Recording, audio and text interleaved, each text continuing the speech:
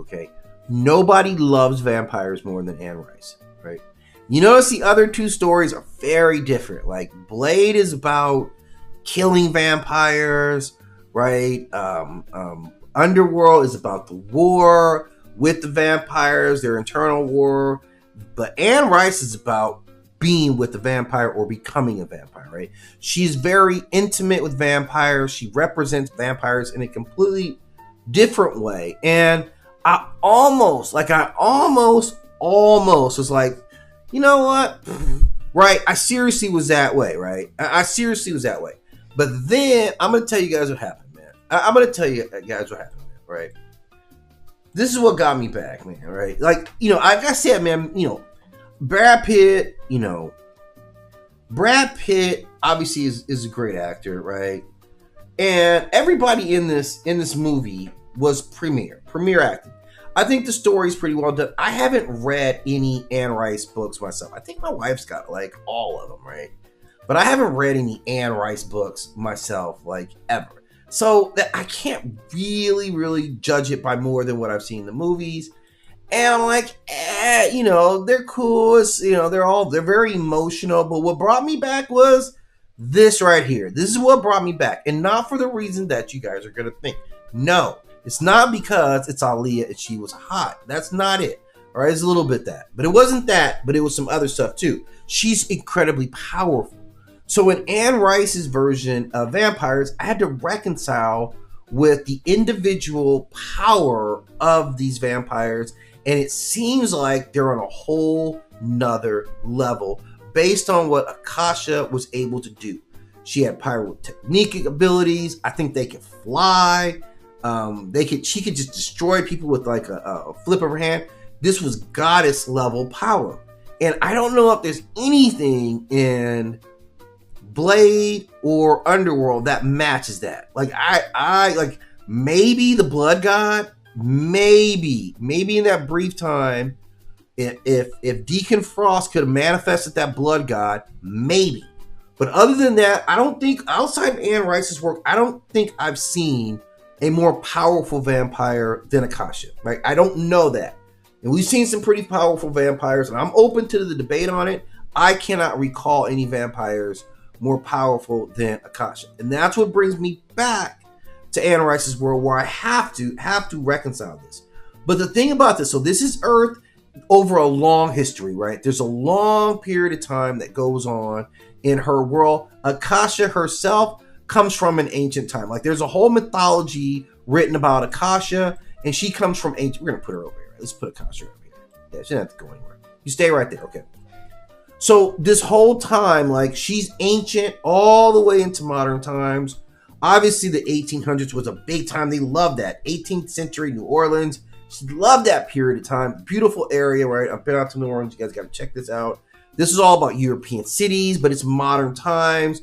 The world just progresses, and the vampires are just like, yeah, whatever. They're not really like sucked up into it. You can see they go away for long periods of time.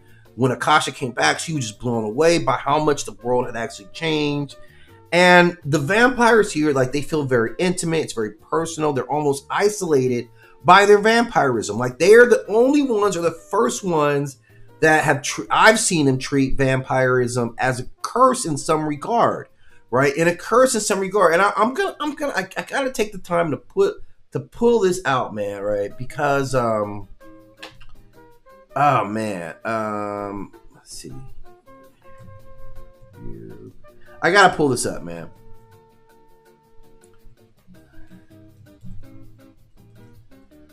Okay, let's pull this up. This is where it gets kind of like they get into it, man. They actually get into it, right? Like it was crazy. I gotta pull this up, man. I'm sorry, bear with me, guys. I know I've been pulling up a lot of images today, but all images matter, right? Okay. So this is it right here. Okay, all right, this is it right here.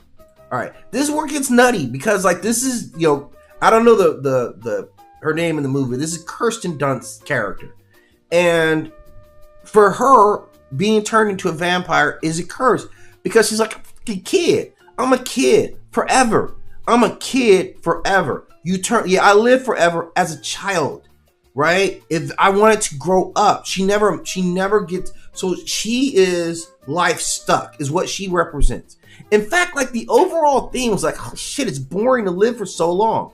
That was the whole thing with these guys. That was the crux of the story. And then of course, like Lestat, like expresses all this to Christian Slater, the interviewer, and it becomes like he's telling this like amazing story of how this tragedy. You know how like, yeah, Brad Pitt was my boyfriend, and then like Antonio Banderas got into it or something, and then we all broke up. All of us broke up at the same time. So the rest of his life, he was sad about that until he discovered Akasha. And by then, it wasn't any good anymore. It was still Tom Cruise. And I don't know if Tom Cruise could have played that rock star part. I just don't know. I don't know.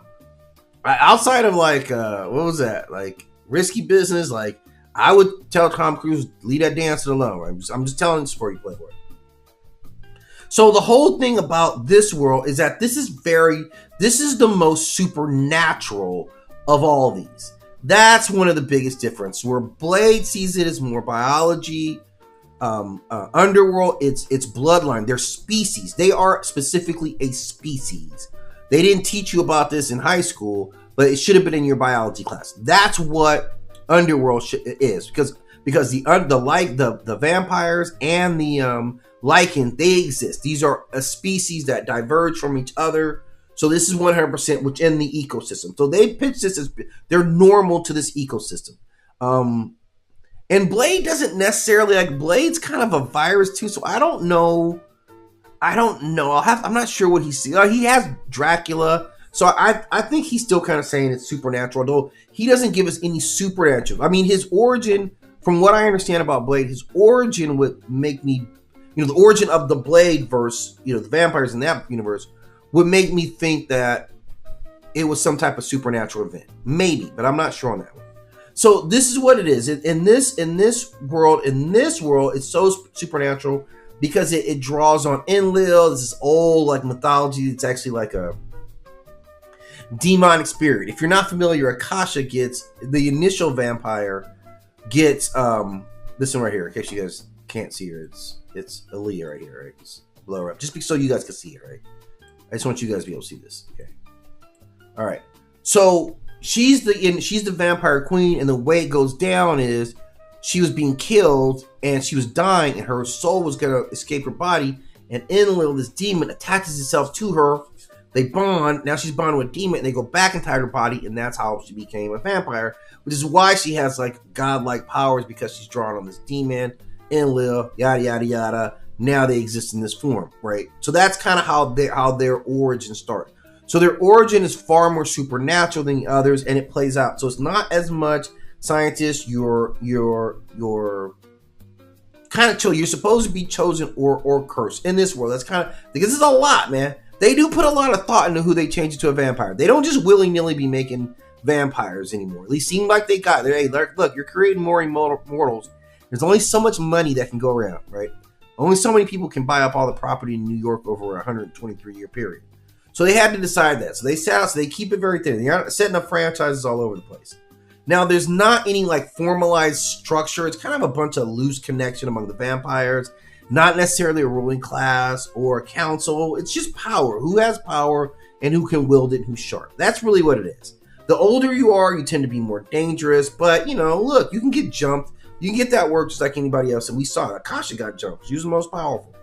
Culturally, it's kind of a, aristocratic society. They like that. They like to dress nice.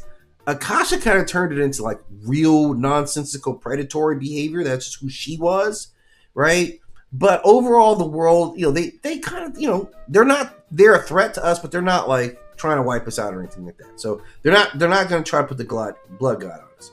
So their conflict is very different, man. Their conflict is about what's going on in your head, loneliness, like disassociation, trying to find identity, morality, loneliness. All those things exist in this world. It's not a war-driven world. Their weakness, they're still very susceptible to sunlight.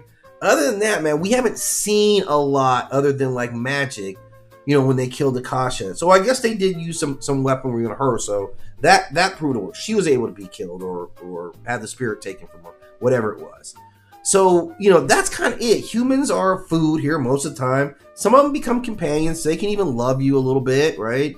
But that's it. They don't just feed on humans. They kind of hold on to humans. So they're intuits too. And the theme of this is kind of like the burden of immortality. It's not the immortality is what really gets them. It's not necessarily the power, the control. It's what it means to live forever. So 3 very different worlds. And I'm telling you guys right now, like picking the one you choose to roll with, man, if I gotta look at them, if I look at the nature of them, Blade is biology, right? If I gotta look at who you guys are, if I have to navigate this world, what world do I choose, right? Let me get rid of this young image of Kirsten Dunst, who did a great job in this movie, by the way. Excellent job in this movie, by the way. It's a great film. She really expressed her character's intent very well. So if I'm looking at this world, Blade's world, they're a biological virus. Underworld